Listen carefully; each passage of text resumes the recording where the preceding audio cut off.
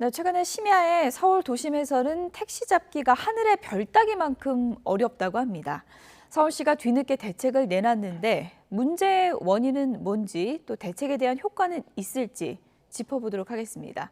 두 분을 모셨습니다. 이웅혁 건국대 경찰학과 교수, 승재현 형사법무정책연구원 두 분 나오셨습니다. 어서 오세요. 네, 안녕하십니까? 네, 이웅혁 교수님. 네. 그 많던 택시는 다 어디로 간 건가요? 그래서 예. 그 택시 대란이 지금 예. 계속 지속되고 있는 이런 현상인 것 같습니다. 그 원인은 상당히 여러 가지가 있는 것 같습니다. 물론 일견 그 생각을 했을 때 그 예. 택시를 원하는 수요에 비해서 공급 자체가 너무 적은 것은 아닌가, 뭐 그런 이제 추정도 가능한데요. 왜냐하면 지금까지 그 억눌렀던 사회적 거리 두기 때문에 말이죠. 그런 회식이라든가 회합이라든가 이것이 적던 차에 갑자기 일어난 수요가 그 폭발이 되었고, 특히 그 심야 시간 밤 11시부터 새벽 그 2시까지에 이게 상당히 그 폭발된 수요에 비해서는 여러 가지 그 사유 때문에 택시 그 기사의 처우에서부터 기름값의 그 문제에 그 이르기까지, 또는 심지어 논란이 되고 있는 골라 잡기 이런 콜 시스템의 문제점들, 이것 때문에 어쨌든 이 수요와 공급의 그 비대칭적 문제가 이런 일을 야기시켰다. 그래서 그 시민들께서 심야 시간에 택시를 뭐 1시간씩 기다려도 잡히지 않기 때문에 심지어 그 공유 자전거라든가 공유 그 킥보드를 타고 실제로 그 집에 이렇게 귀가하는 현상도 있는데요. 여러 가지 그 다양한 그 요소를 그 분석을 해서 그 적절한, 즉 수요를 공급을 지금 불균형이 되고 있는 것을 어떻게 신축성 있게 확대하고 이완시킬 것인가, 이것이 그 서울시와 관계 정부 당국의 과제로 생각됩니다. 요즘에 서울 시내만 봐도 술 약속 많은데 강남 일대나 마포 뭐 이런 데 보면은 저녁에 정말 사람들이 북적북적 하거든요. 그러니까 그만큼 수요는 늘었다는 건 체감할 수 있는데 택시가 왜 줄었을까, 이 부분을 저희가 좀 봐야 될 것 같은데, 개인 택시 같은 경우에는 운전하시는 분들이 상당히 좀 고령화된 것도 원인이라 그러더라고요. 사실 이 부분에 대해서는 굉장히 복합적으로 접근을 해야 될 것 예. 같아요. 제가 어떤 영업을 하는데 제 영업을 하는 과정에서 나이가 60대 이상 70대라고 해서 뭐 그런 영업하지 마 이럴 수 없는 거잖아요. 그렇죠. 개인 택시라는 거는 개인적인 영업이기 때문에 그분들이 나이가 많다는 이유만으로 그 개인 택시 운행을 조금 이렇게 좀 더 느리거나 아니면 그 면허를 좀 이렇게 축소시키는 거는 저는 봤을 때 좀 부적절한 것 같고요. 예. 특히 이제 개인 택시 운송을 하시는 분들은 자기 스스로 자기의 영업의 시간을 결정할 수도 있는 것이고, 그게 오전에 하고 싶으면 오전에 하는 것이고 야간에 하고 싶으면 야간에 하는 것인데, 그것도 저희가 좀 이렇게 일률적으로 규제하기는 조금 어렵다고 생각합니다. 개인 택시뿐만 아니라 법인 택시도 있기 때문에 법인 택시 부분에 대해서도 조금 적극적으로 들여다봐야 할 것이고, 저도 사실 한 11시, 12시쯤에 퇴근했는 적이 요 근래는 조금 있었어요. 예. 그래서 택시를 부르면 오지를 않더라고요. 그래서 아까 교수님 말씀 주신 대로 그런 어떤 플랫폼에 있어서 부적절하고 불법적인 어떤 콜 잡기가 만들어진다면 그런 것도 좀 해결돼야 되는 종합적인 측면에서 좀 들여다봐야 되지 않을까, 그렇게 생각합니다. 일단 개인 택시에 한정해서 생각을 해보면, 최근에 이제 코로나 때는 밤 늦게까지 승객이 거의 없기 때문에 이제 좀 택시 기사들도 일찍 퇴근하는 게 좀 고착화됐다 그러더라고요. 그런 문화에다가 또 고령층 같은 경우에는 심야에 또 잘 안 보이고, 그러니까 고령자 운전층이 지금 뭐 수치상으로는 50% 된다 그러는데 운전자가 부족할 수밖에 없을 것 같아요. 그렇죠. 큰 틀에서 예. 보게 되면 그 택시 운전하시는 분들의 절대적인 숫자 자체가 코로나 전과 비교해서는 줄었다, 이런 지적을 할 수밖에 없을 것 같습니다. 뭐 법인 택시에 근무하시는 택시 그 기사들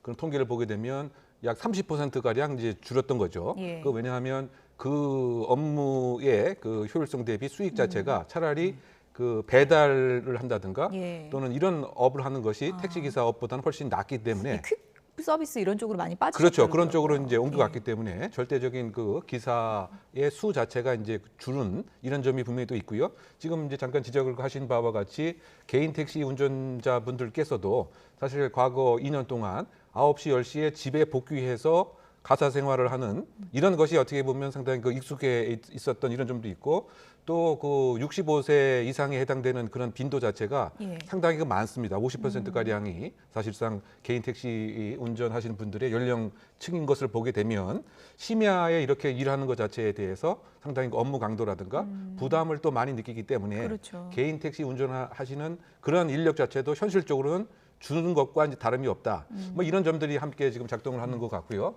또 그 법인 택시 그 회사의 입장에서는 지금 이른바 그 연료비를 이렇게 계산을 해봤을 때 사실은 심야에 이렇게 많이 이 택시가 운전하게 되면 연료비는 많이 드는데 예. 예를 들면 돌아오는 때 승객을 태우지 못하는 또 이런 것도 있기 그렇군요. 때문에 예. 사실상 법인 택시 회사에서는 사실은 또 심야에 택시가 많이 나가는 것을 그렇게 탐탁하게 생각하지 않는 이런 것들이 사실은 이제 그 복합적으로 작동하기 때문에 더군다나 그 피크 시간인 밤 11시부터 새벽 2시까지에는 이런 현상이 더 악화되는 것이다 보니까 시민들 입장에서는 거의 지금 뭐 택시가 없는 듯한 택시 잡으려면 그야말로 뭐 하늘의 별따기다. 그런 것이 이러한 객관적인 택시 기사의 수의 예. 축소도 중요한 원인으로 해석되는 것이죠. 그러니까 택시 대수만 지금 셀 게 아니라 택시 대수가 있지만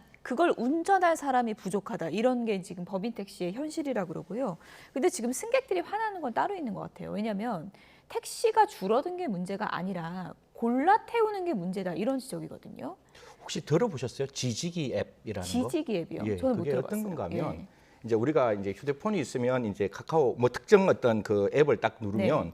그 중간에 플랫폼이 있고 그 플랫폼 사업자가 택시 기사님과 저희를 연결시켜 주는 거잖아요. 그러면 승재현이가 A라는 장소로 가고 싶은데 네. 그 택시 기사님 입장에서는 가까운 거리 가는 게 별로 원하지 않는 거예요. 그래서 특정 장소에만 가는 콜을 잡을 수 있도록 매크로로 그걸 이렇게 해주는 앱이 만들어져 있는데 이제 그 앱이 사실상 불법인 거잖아요. 왜냐하면 그렇죠. 내가 가고 싶은 거를 직접 그 사람에게 전달됐으면 그 카카오 앱에서 그게 이렇게 뭐 2분 거리 안에 있습니다. 4분 거리 안에 있습니다. 8분 거리 안에 있습니다. 네. 이렇게 돼야 되는 건데 받을 수 있는 것만 받게 되어 있으니 어떻게 보면 소비자 입장에서는 파란불로 녹색불로 예약 이러고 싹 예. 지나가잖아요. 그러니까 그런 빈택시처 많이 봤어요. 예. 그러니까 저희 입장에서도 분명히 콜을 잡았는지 5분, 10분이 지나도 그런 예약 택시는 굉장히 많은데 예. 실질적으로 제가 택시는 잡기 어렵기 때문에 이런 앱에 대해서 굉장히 저는 좀 이렇게 엄중하게 단속을 해야 되는 것이고 뭐 어떤 특정 업체에서도 이 부분에 대해서 뭐 자기들이 영구 탈퇴를 하겠다라는 이야기도 나오지만 이건 공정위에서 정말 정확하게 들여다봐야 됩니다.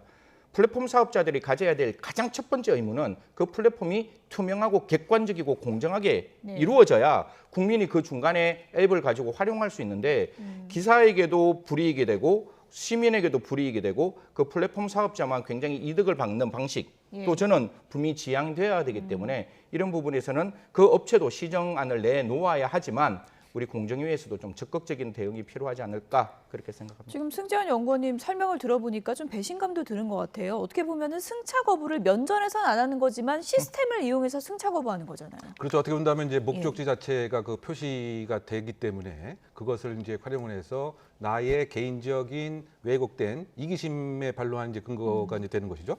사실 그런 목적으로 이제 앱이 이렇게 만들어진 건 그 아닌 것인데 현실적으로 피해는 고스란히 이 승객들에게 돌아갈 수밖에 없는 이제 그런 이제 구조인 것이죠. 예. 그래서 이것을 좀 근본적으로 조금 탄력적으로 운영할 수 있는 그런 그 안들을 여러 가지 좀 생각을 해봐야 될 것 같습니다.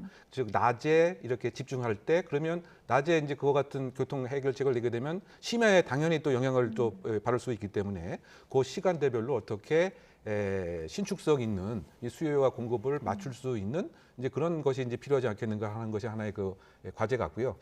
또 어떤 측면에서 본다고 한다면 다른 대중교통 것을 기구를 선택할 수 있는 예. 선택의 폭도 넓히는 이런 방안도 적극적으로 이제 예를 들면 심야에 여러 가지 그 지하철이라든가 심야 뭐 버스라든가 이렇게 선택할 수 있는 폭이 그 넓어지게 되면 이런 문제도 자연스럽게 뭐 해소가 되지 않을까라고 하는 생각도 해봅니다. 예. 그래서 지금 뭐 서울시 등에서 이렇게 내놓은 대책 중에 대표적인 것이 지하철 운행 시간을 현재 밤 12시부터 1시까지로 뭐 연장한다든가. 예. 그러니까 진작 이렇게 실시를 했어야 되는데 상당히 조금 시기가 좀 늦은 감도 있고요. 마찬가지로 이제 심야 버스 같은 경우도 마지막에 돌아오는 그 시점을 지금 12시이지만 1시까지 확대한다든가 뭐 이런 등의 그 종합을 해보면 적어도 9천 명에서 1만 명까지의 그 수송객의 확대가 가능하지 않을까라고 하는 생각이 드는데요. 근데 이것을 미리 좀 고안을 이제 해서 선택, 소위 말해서 그 교통수단의 선택권을 이제 확보하는 뭐 이런 것도 이제 종합적으로 이제 함께 가야 될 것 같습니다. 그러니까 이것이 여러 가지 복합적인 문제의 어쨌든 그 사각지대가 국민에 대한 이제 시민에 대한 폐해로 돌아온 것이 아닌가. 예. 그 앱에 관한 이런 그 꼼수적 그 활용에서부터 말이죠. 예, 지적해 주신 대로 뭐 일상 회복 얘기는 한참 전에 나왔는데 대중교통이 운행 시간 연장은 조금 뒤늦은 감이 있긴 한데요. 어떻게 보면 좀 수요를 흡수할 수 있는 측면도 있을까요? 사실 이 부분이 이제 정책을 만들어가는 사람들의 입장에서는 조금 고민이 되는 게 예. 이게 지금도 마스크를 착용하는 거에 대해서 갑론을박이 있는 것이고 그렇죠. 좀 조심스러운 게 이게 우리나라 안에서는 코로나19가 굉장히 이렇게 축소되는 측면이지만 다른 나라에서는 어떤 변이가 어떻게 발생할지도 모르는 상황이다 예. 보니까 이걸 그냥 무작정 길을 열어놓기는 굉장히 어려운 측면은 있어요. 그럼에도 불구하고 일단 정부 정책이 그렇게 마스크를 벗는 정책이고 그다음에 그 어떤 그 집합 금지를 해제했다면 금요일, 토요일만이라도 좀 시민들이 안전하게 귀가할 수 있는 방안을 지금 즉시 만드는 게 필요하지 않을까 그렇게 생각하고 이제 곧 윤석열 정부가 이제 5월 10일부터 만들어지는데요. 이런 어떤 국민들이 불편한 점을 제일 먼저 좀 살펴셔서 이런 부분에 대한 적극적인 해결책을 만들었으면 하는 마음입니다. 네, 덧붙여서 이거 좀 여쭤볼게요. 어쨌든 뭐 대중교통 시간도 늘리고 그러는 것도 중요하지만 대중교통이 안 닿는 곳은 또 택시를 이용할 수밖에 없는 분들도 상당히 많기 때문에 심야 택시 대란 문제는 근본적으로 좀 해결을 해야 될 텐데 어떤 부분이 지금 제일 시급한 건가요? 일단은 이제 그 이제 수요와 공급의 이제 불일치라고 하는 점을 꼽을 수밖에 없고요. 네. 그 다음에 아무래도 이제 그 임금 구조에 관한 대폭적인 뭐 개선 같은 것도 이제 중요한 사항이 아닌가 생각이 됩니다. 또 지금 뭐 산안금 제도라고 하는 것이 사실상 그 폐지가 됐지만 다른 변형된 형태로 운영되는 것도 또 그 사실이기 때문에 예. 또 그 택시 기사들에 대한 여러 가지 처우에 대한 그 향상도 있어야 되고 예. 근데 이것을 이를테면 쉬운 방법으로 택시의 승차 택시 값을 올려야 되겠다라고 하는 건 너무 또 쉬운 방법이고요. 그럼 예를 들면 지금 심야 시간 운행 시간을 적용을 10시로 앞당긴다라고 한다면 이와 같은 이제 폐해는 그대로 또 시민의 교통비 부담으로 그 연결되는 뭐 이런 그 문제이기 때문에 기본 그 시작은 수요와 공급을 그 일치를 그 하되 예. 택시 기사들의 여러 가지 그 고용 조건, 그다음에 노동 환경에 대한 개선도 이제 함께 사실 예. 이루어져야 되는데 이게 사실 그게 녹록지 않을 수도 또 있죠. 왜냐하면 이게 기름값하고 이제 연동되어 있는 예. 이런 그 문제이기 때문에 그래서 그 택시 그 조합 또 운전기사분들 그리고 정부가 조금씩 양보를 해서 건설적인 대안을 만들어야 시민들이 겪는 이런 피해를 네. 줄여나가는 시작이 되지 않을까 생각합니다. 사실 뭐 2년 넘게 택시 기사분들 상당히 힘든 시간 보냈잖아요. 이제야 좀 숨통이 트이는데 심야 택시 문제는 좀 제도적인 보완이 필요한 부분이 아닌가 이런 생각이 들고요.